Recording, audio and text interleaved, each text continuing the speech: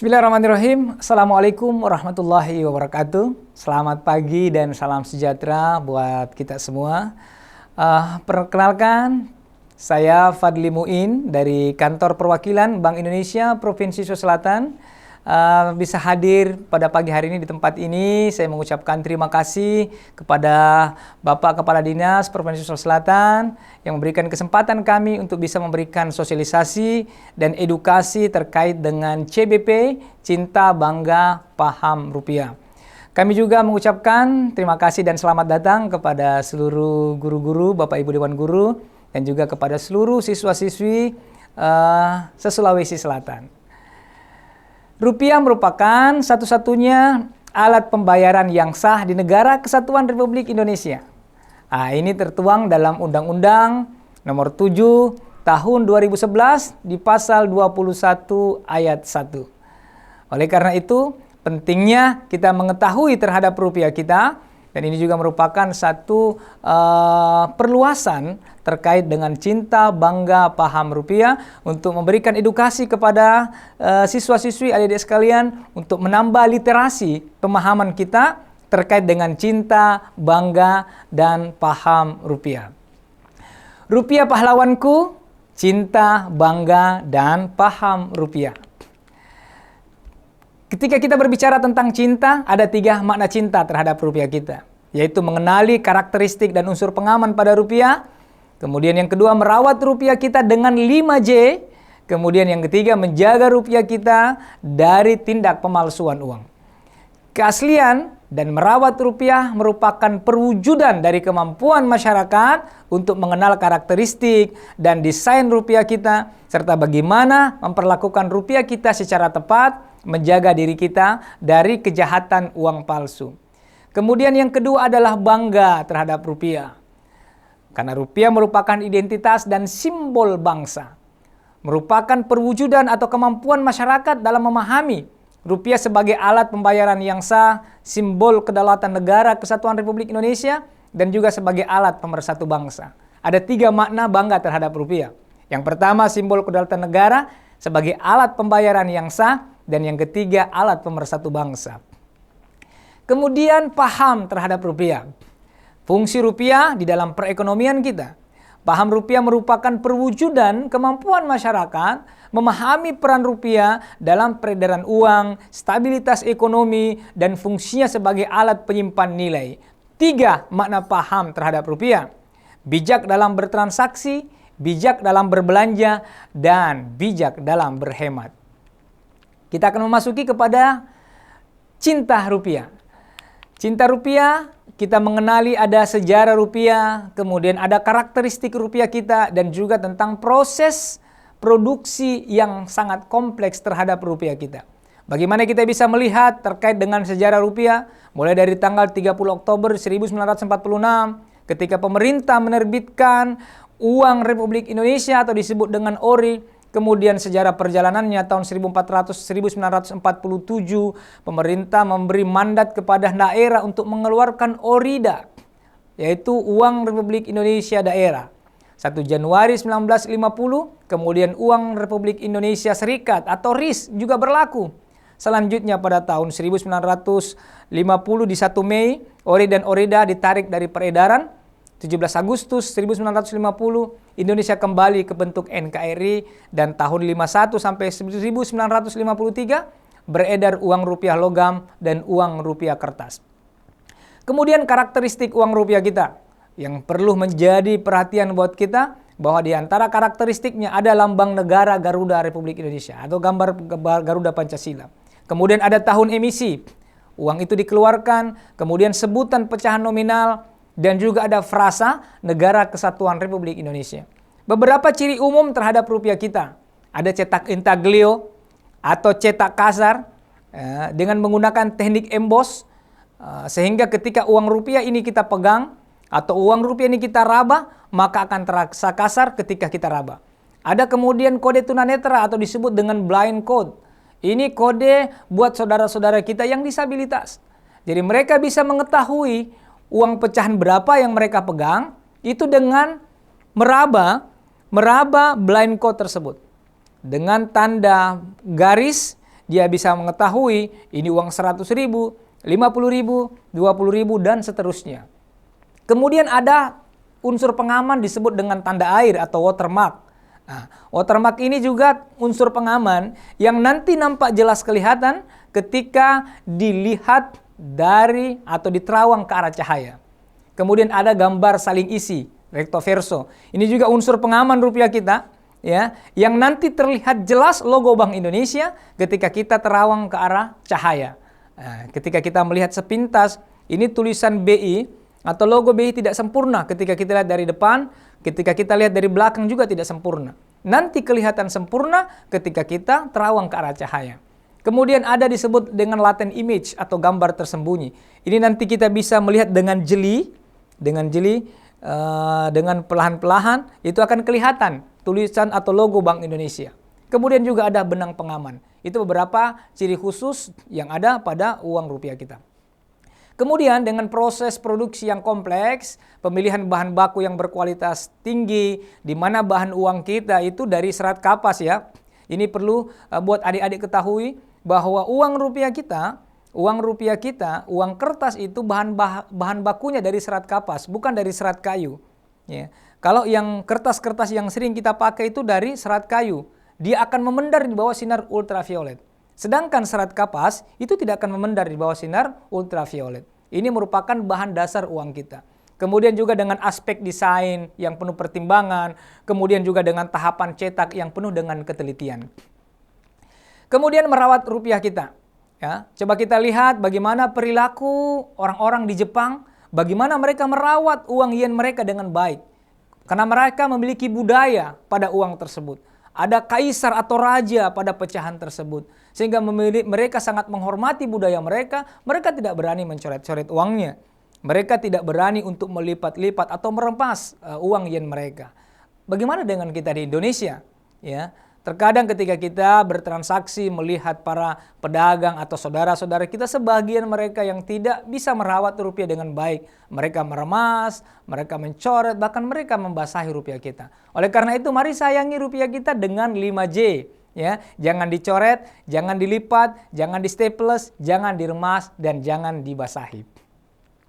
Kemudian menjaga rupiah kita dari tindak pemalsuan uang. Ini yang sangat penting kita harus ketahui. Ya, bagaimana adik-adik siswa semua bisa melihat rupiah kita, bisa mengenali rupiah kita, bisa menjaga rupiah kita. Ingat dengan istilah 3D. Ya, ingat dengan istilah 3D, dilihat, diraba, diterawang. Ya, lihat kondisi uang kita, teknik pewarnaannya, color shiftingnya. Di antara beberapa banyak unsur pengaman pada rupiah kita ada yang dilihat.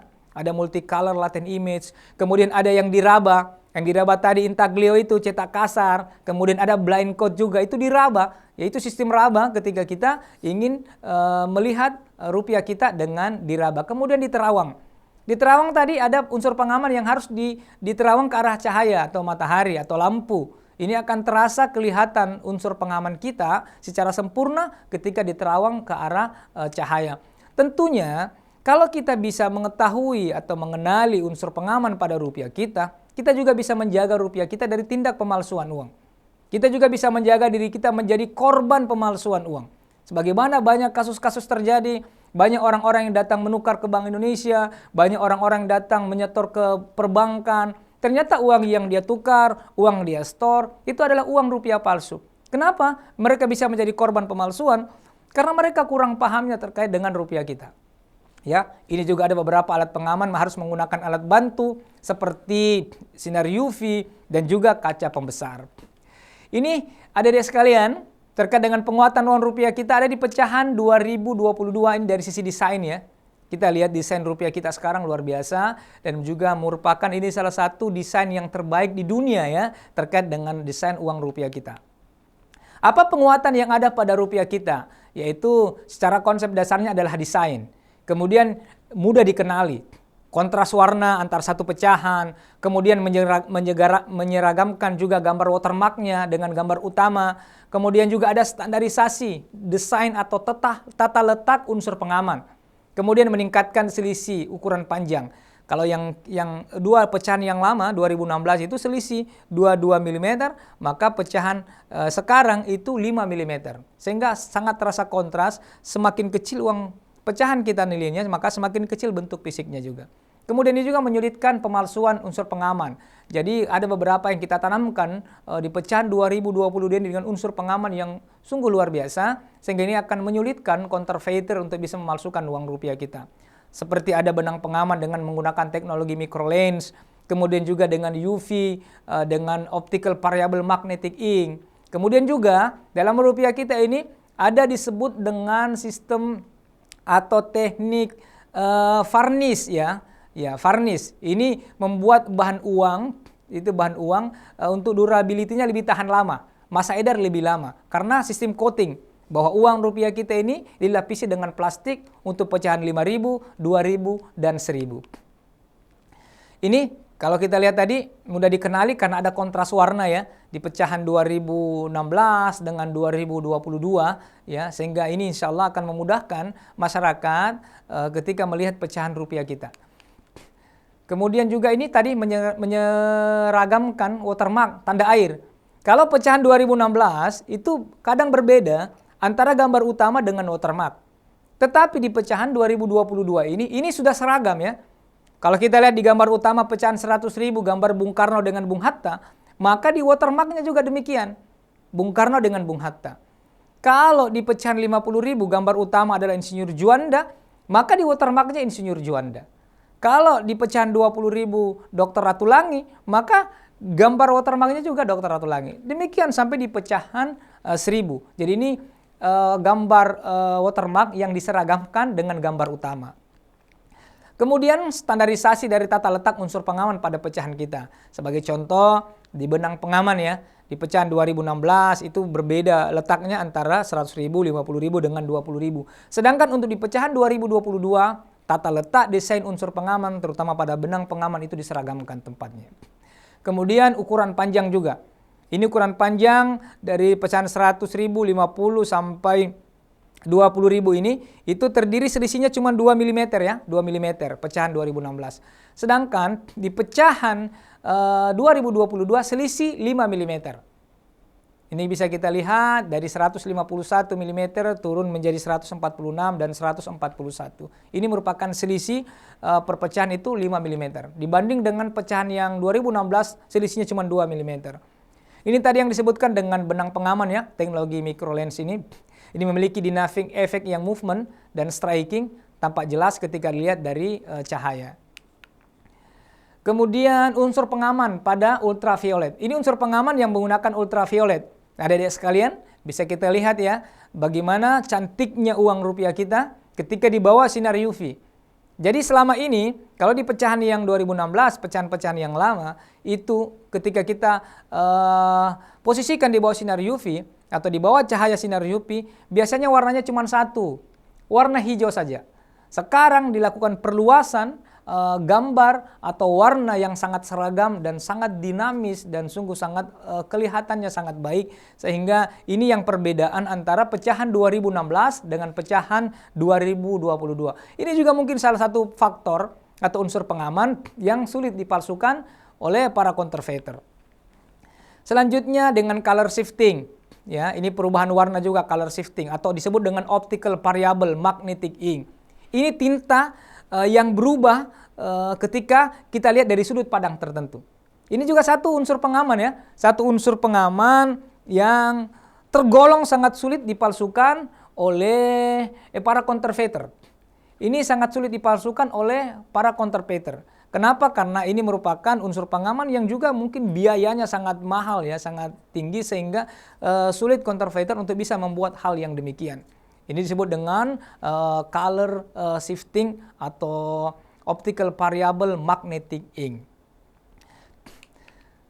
Kemudian ini spesifikasi dari berat uang rupiah kita, perbedaan dari pecahan 2016 dengan pecahan 2022. Pertama sekali, perbedaan yang sangat berpengaruh itu adalah dari sisi beratnya.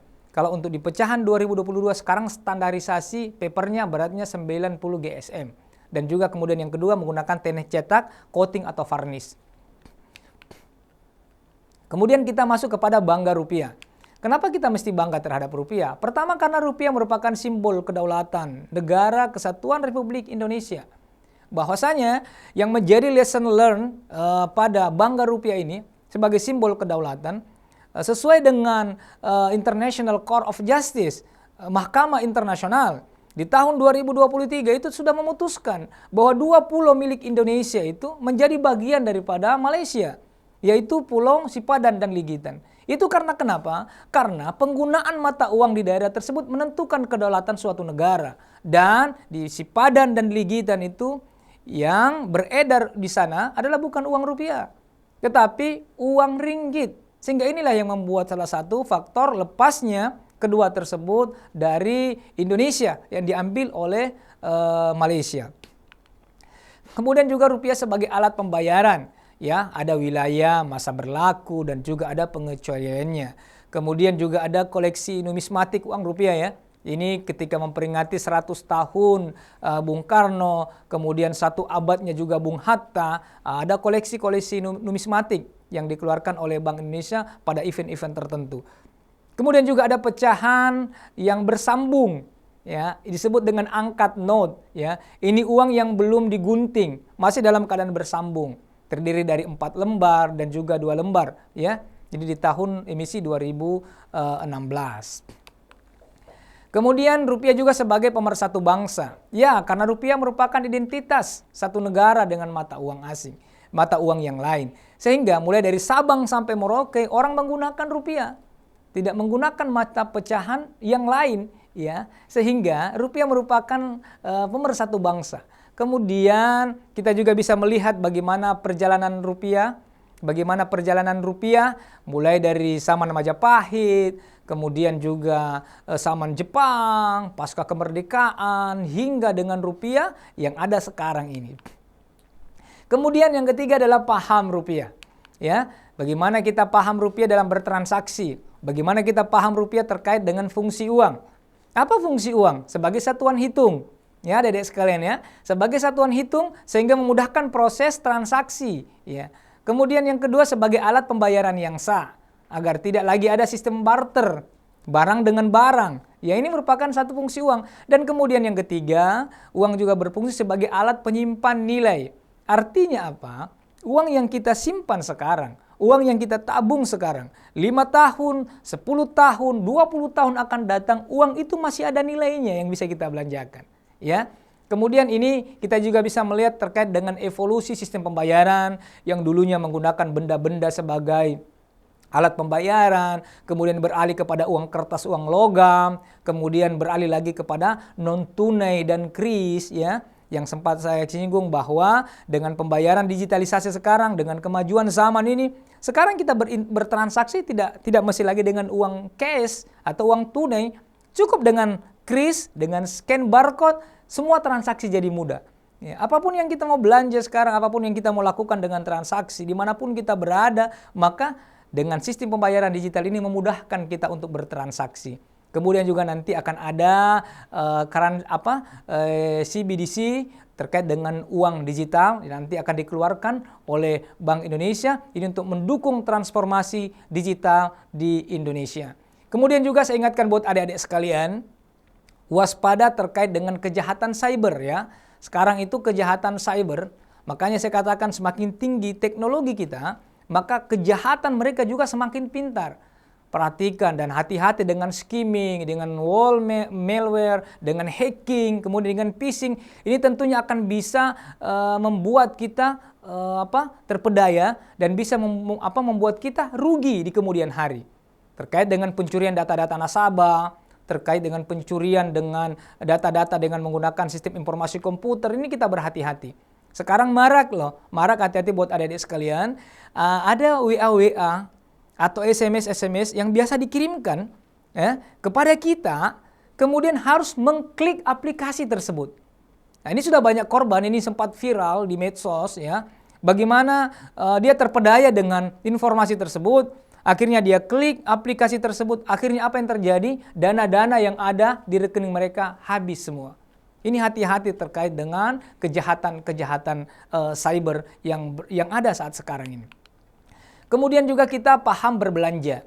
Ya, berbelanja sesuai dengan kebutuhan kita, kontrol inflasi lah. Ya. Apalagi ini sebagai contoh saja akan memasuki bulan suci Ramadan. Ya.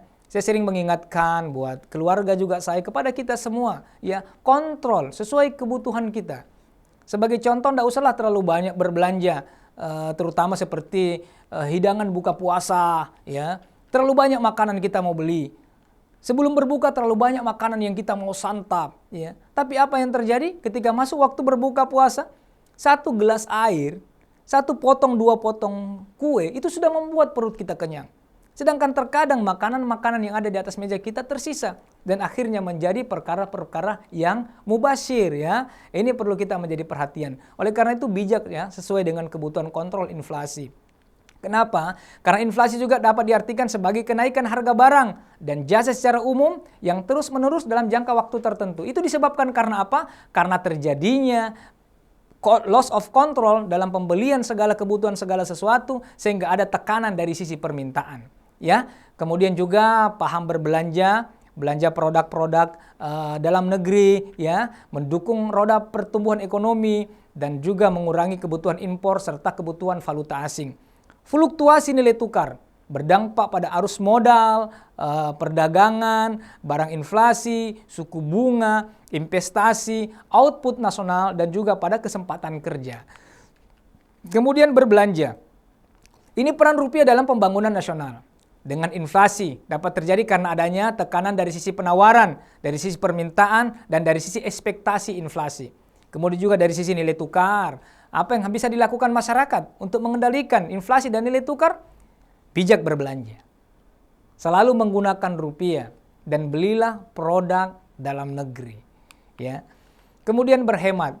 Sekali lagi saya sampaikan bahwa rupiah merupakan alat sebagai penyimpan nilai. Ya, bagi masyarakat, ayo menabung. Ya, menabung.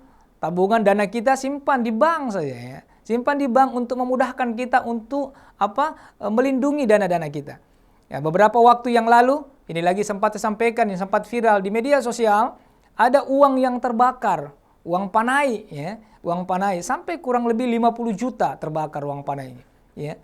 Itu kenapa? Karena tidak disimpan di bank. Akhirnya dibawa ke Bank Indonesia untuk dilakukan penukaran. Alhamdulillah, sebagian besar uangnya bisa ditukarkan. Jadi ini perhatian buat kita semua, bahwa manfaat daripada menabung uang di bank, kita menghindari diri kita, menghindari kerugian dari hal-hal yang tidak diinginkan. Ya, kemudian juga berinvestasi dengan rupiah. Bahwa iklim investasi yang sehat sekarang ini dipengaruhi oleh suku bunga, tingkat pengembalian, tingkat pendapatan nasional, kemudahan berinvestasi, situasi politik yang kondusif, dan keuntungan perusahaan. Adik-adik sekalian, cinta rupiah itu sama dengan mencintai Indonesia. Bangga rupiah sama dengan menjaga kedaulatan bangsa kita. Paham rupiah sama dengan bersama mewujudkan stabilitas dan kesejahteraan negara. Cinta, bangga, paham rupiah untuk Indonesia. Mulai dari diri kita. Tidak usah mulai dari orang lain, mulai dari diri kita. Kalau bukan kita siapa lagi? Kalau bukan sekarang kapan lagi? Ya, dengan kita cinta, bangga, paham rupiah, maka ini termasuk dalam kategori kita mencintai negara kita. Kita bisa menjaga kedaulatan bangsa kita dan tentunya akan mewujudkan stabilitas dan kesejahteraan negara kesatuan Republik Indonesia. Adik-adik sekalian, ingat rupiah, ingat CBP. Cinta, bangga, paham rupiah. Demikian yang dapat saya sampaikan pada kesempatan pagi hari ini tentang edukasi, menambah pengetahuan, meningkatkan literasi terhadap adik-adik sekalian terkait dengan cinta, bangga, dan paham rupiah. Jadilah kalian agen-agen CBP, jadilah kalian agen-agen CBP dimanapun kalian berada. Sebarkan edukasi ini, bagaimana kita mencintai, bagaimana kita harus bangga, dan bagaimana kita harus paham dengan rupiah. Sehingga insya Allah, semoga seluruh masyarakat, orang-orang sekitar kita memahami tentang CBP ini, tentunya ini juga akan menghindarkan diri kita menjadi korban dari pemalsuan uang. Saya kira cukup sekian, terima kasih atas segala perhatiannya. Mohon maaf atas segala kekurangannya. Billahi taufik wal hidayah, waridho wal inayah. Assalamualaikum warahmatullahi wabarakatuh.